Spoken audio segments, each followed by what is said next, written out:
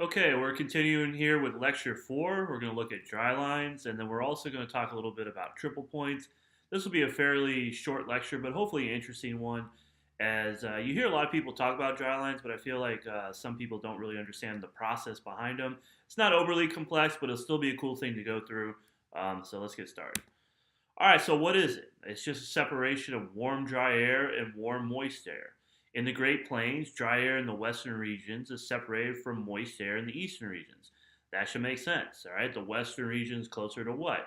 The Rocky Mountains. As the air descends down that mountain, it does what? It dries and it warms. Whereas the further east you go, you're getting closer to what? The Gulf of Mexico. So you have much more moisture usually coming off the Gulf. So there's a big difference between the two, and this is kind of the beginning of the setup of how dry lines form. A dry line is technically not a front, even though it acts in a similar manner, but it's still a type of boundary that separates air masses, enhancing uplift. All right, so that's the most important thing. It's a separation of air masses that enhances uplift, and it can lead to big severe weather events. All right, so we'll talk about this in more detail as well. Does it move? Yes. During the day, the dry line advances east as the sun causes mixing, and it starts to mix out that shallow layer of moisture ahead of it. Dry air is more dense and acts similar to a cold front. People mistake that. Dry air is more dense than moist air, all right? So, again, goes back to intro to Met. How far it advances depends on the depth of the moisture. So, the more shallow that moisture is, if it was only extending to, let's say, about 925 millibars, which is on average approximately 2,500 feet, so this more shallow moisture will mix more quickly, all right? So if it was more shallow and you have the sun, mixing everything, that dry line will start to advance east, and the more shallow that moisture is, the faster it will advance. Tim Marshall, who is someone I really respect and someone that I learned a lot of this from, especially early on, he has a really cool post about this, which I'll share at the end of this PowerPoint. And I've seen this myself, but I've seen some of these dry lines move at 50 miles an hour, if not even a little bit faster, especially with these shallow moisture setups. But if the moisture is more deep or is extending more to 850 millibars, which is approximately 5,000 feet, obviously it depends on the time of year, then it will slow the mixing and eventually it will bring the dry line to a stop. So the dry line forms, all right? As the sun is mixing and you got that high dry air on the west side of the dry line where it separates the hotter, warmer, drier air versus the warmer, more moist air, the extent of that moisture will really dictate how far the dry line moves east and how fast it moves east. If it's shallow, then that dry line will move quickly to the east and it may extend all the way, through the eastern part of Texas. Where if there's a lot more deep moisture, then the dry line would still move, but it wouldn't move as fast and it would be limited on how far east it would go. All right. So the key to a lot of this is just like anything, and we just talked about this with soundings, and this is why I kind of gave a brief overview on it, just to make sure everyone was on the same page. You really need to monitor these morning soundings because that's real time data. That's showing you exactly what is going on. So you can look at those morning soundings. You can look at the depth of the moisture. Obviously you're not just picking one sounding. You're looking at soundings from, the western part of, or more, western Texas. And as you move towards the eastern Texas, you keep looking at more soundings, even Louisiana and other places. And you look at these soundings and you ask yourself, okay, look at the depth of the moisture. This tells me that when the dry line forms, it should probably move this far and at this speed. And the only way to really get the specifics on that is experience. And no two scenarios are the same. But again, if you know you have shallow moisture, then you know that dry line is going to move further east and it's going to be faster motion. Whereas if it's more deep moisture, then it's going to be slower motion and less eastward motion, or movement, I should say. So hopefully that makes sense. And also, just because you have a dry line, it doesn't guarantee severe weather. I mean, you could have the best dry line in the world, but if you're completely capped, you're not going to get, convection. Or you could have a real nice dry line and you could be missing forcing, or there's other things, or, there's a lot of other things in place. Or, you have storms that do form, but you don't really have good directional shear. So even though you get nice supercells, you probably are not going to get the big tornadoes, all right? So Keep in mind that a dry line is definitely something you want to watch with severe weather and definitely enhances severe weather. But just because you have it doesn't guarantee it's going to be really bad or it doesn't guarantee you're going to have lots of tornadoes. All right. By early evening, the planetary boundary layer starts to stabilize with the loss of daytime heating, and the dry line will retreat back towards the source region of the warm, dry air. So, what does that mean? All right, so again, the dry line forms. You got this air sinking and descending down the eastern slopes of the Rockies. This causes warming and drying. So, you got this dry, warm air, and again, the dry air is more dense. And as this air kind of advances, similar in many ways to a cold front, as it continues and continues and continues, what happens eventually? Well, the sun starts to go down. So as the sun starts to go down, what happens? You lose the mixing on the western portion of that. So what happens? It starts to stabilize, and instead of advancing eastward, because the mixing is what's helping it advance eastward as it mixes that moisture out. If you lose that mixing and it starts to stabilize, what happens? The dry line starts moving back to where it starts, and they call that a retreating dry line. And typically, you hear people talk about advancing dry lines when you talk about big storms and famous tornadoes. But one of the more famous tornadoes in Texas history was from a retreating dry line. So just because it stops advancing doesn't necessarily mean the severe weather is over. As it starts to retreat back, it can still cause tornadoes and severe weather. And the 1970 Lubbock, Texas F5 was a great example of that. That was probably the strongest tornado in Texas since the 1953 Waco, Texas tornado, which was caused by an advancing dry line. So you can get them when they move to the east, and you can get them when they move back to the west. Some of the statistics with this tornado: a devastating tornado, again, a retreating dry line, 26 people died, 500 injuries, damage total $250 million for 1970, which is well over $1 billion today. 430 homes, 600 apartments, and over 250 businesses were destroyed. Might actually have been a little bit more, but that's just a good estimate. And reportedly, a 26,000 pound, so 13-ton fertilizer tank was thrown nearly a mile through the air. So that just shows you how incredibly powerful this tornado was. So why did I bring this up? I just wanted you to understand that just because the dry line is retreating does not mean the severe weather threat is completely over. This is a great example of that. So a couple other things with the dry line, just to give you a little bit more perspective on this. Topography is huge in the development and movement of the dry line. You know, we talked about that with the eastern slopes of the Rockies. That air is going to sink and dry. So another thing that people I don't think understand unless you've been out on the plains is the elevation on the western plains and the high plains is higher than a lot of people think. So when you look at about western South Dakota south through western Texas, it averages in that 3,000 to 4,000 feet of elevation. Obviously, there's pockets where the elevation is higher and lower, but in general, it's averaging in that 3,000 to 4,000 range, which is a lot higher than people realize.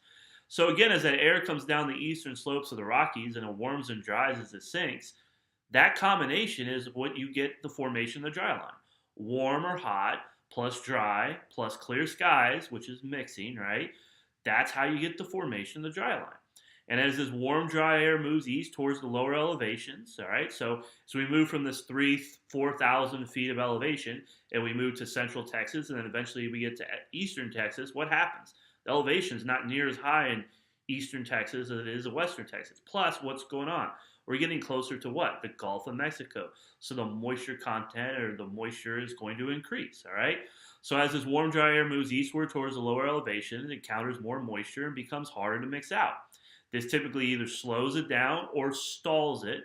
And usually it's in that mid to late afternoon range. Now, it depends on how dynamic the storm system is and how much mixing you have and how much moisture is out in front of it. But in general, towards, 5, 6 o'clock, and keep in mind, especially in the, May and into June, the sun's staying out later. But somewhere in that 5, 6, 7 o'clock range, it really starts to slow down and stall.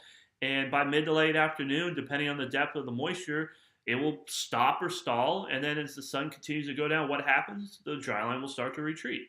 So not overly complex, but still, unless you've really seen this, and storm chasing this is amazing to be able to see this, it may be hard to kind of think through exactly what's going on.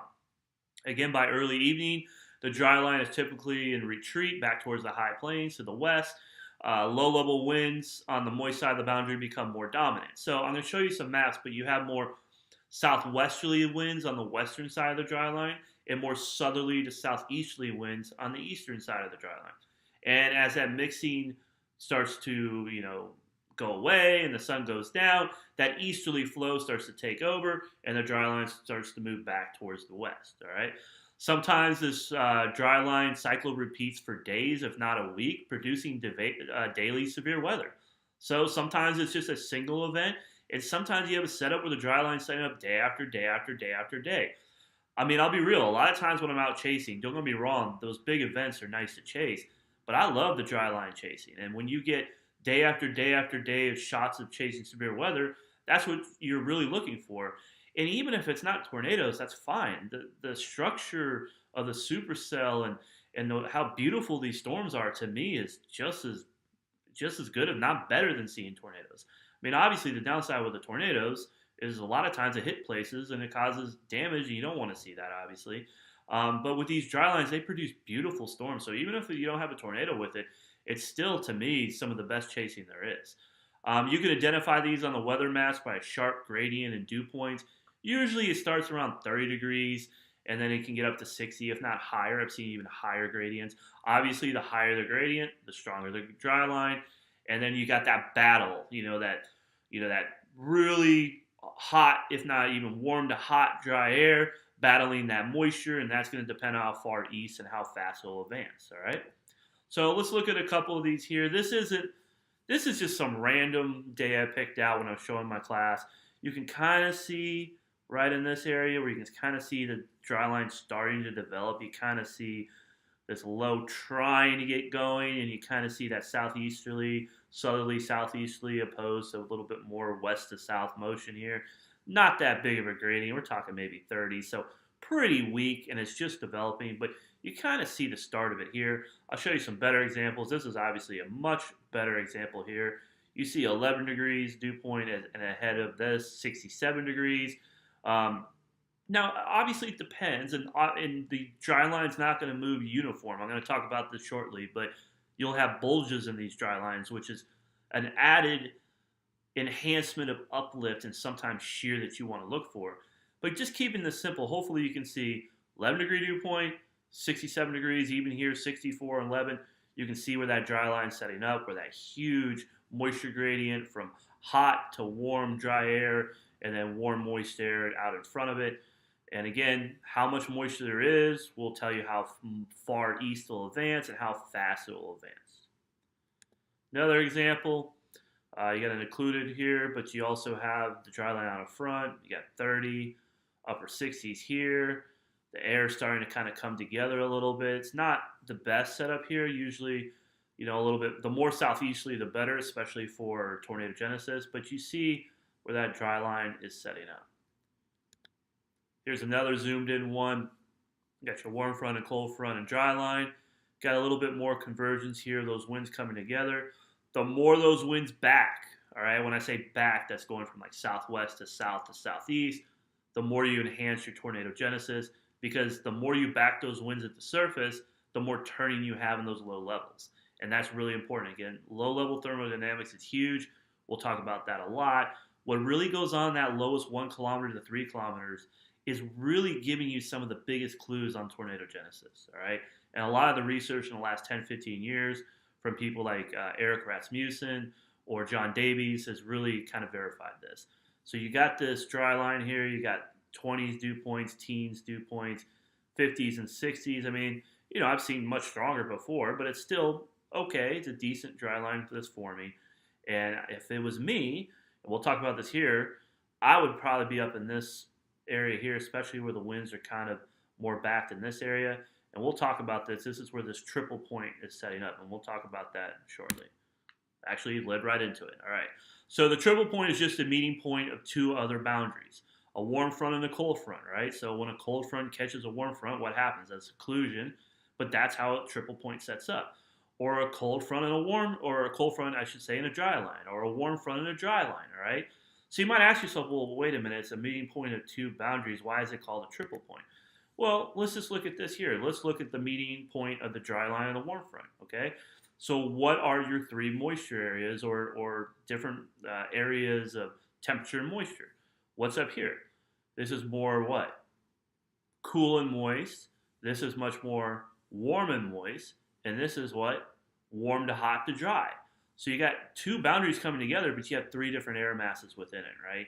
And where these come together, a lot of times it enhances uplift, and especially if you can get some of these bulging along the dry line here in this circumstance or in this situation, you would get more backing of those surface winds. And if it was me, I'd be probably chasing somewhere in this area here. It's a fluid situation and things change and nothing's ever guaranteed, but a triple point's a great place to chase. All right, so tornadoes like to develop along the triple point. You get more wind shear and lift, and it's a great spot to storm chase. All right, so this goes into the dry line bulging that I was telling you about, right? So just like DPVA, does the winds at 500 millibars all move the exact same? No. So the same thing is going on here at the surface or near the surface or just, a few hundred feet up. The winds aren't all uniform within it. So where you get faster flow and where you get more mixing, you get the dry line to bulge out. It's not always going to be a straight line. A lot of times you get these bulges within the line, right? And where these bulges set up, and you can kind of see this here, a lot of times, not only are you enhancing the convergence, you're causing your surface winds to back more to the southeast, and this would just enhance the tornado threat as well. All right, so we'll look at that here. Decent low forming, dry line starting to bulge, winds, you can see the winds kind of more backing here to the southeast. So in this situation, I'll probably be sitting somewhere around here. Now, you don't want to be right on the dry line. You want to be a little bit off of it because storms are going to form. And, I'll talk about this later with the chasing aspect of it. But still, this general area here is probably where I'd be setting up. So with the dry line bulge, winds near the surface just above will not be uniform across the entire dry line. I mean, really nothing in weather is ever going to be uniform, especially in a dynamic situation. Surges of stronger winds will advance the dry line forward along segments of the dry line. You get enhanced low-level conversions, both from wind and moisture. And the shear is enhanced along the bulging segments. I talked about this with the surface winds backing. Also, what could cause this bulging? Soil type gradients. If you have an area of really dry, dusty soil, well, what do you think is going to happen?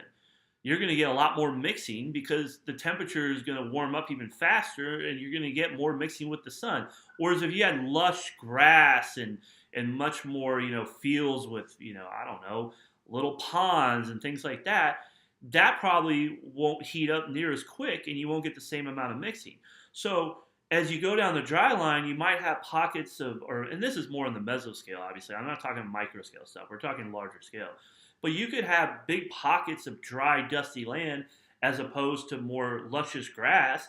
And those pockets of the dry, dusty ground is going to cause that dry line to bulge out because you have more mixing.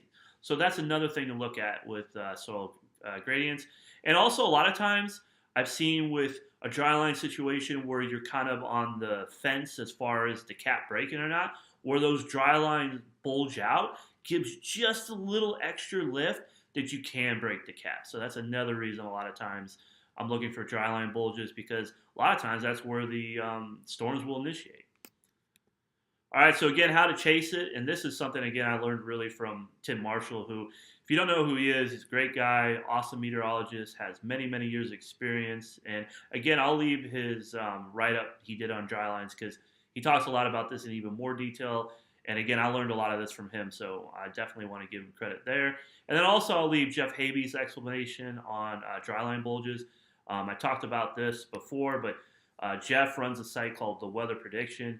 Fantastic site. He used to work here at Mississippi State, one of my good friends, so this is a good site, not only for this, but other things you want to look at. So let's end with how to chase it. You kind of need to find a balance and experience because no two events are the same. But in general, you want to be about 30 miles or so ahead of the dry line, and it depends on the setup. If you're too close, it'll be more blowing, dusty, gusty winds. It won't be the best, environment. If you're too far away, you might be in drizzle and low clouds and even fog. And you see that a lot in these setups in the Great Plains.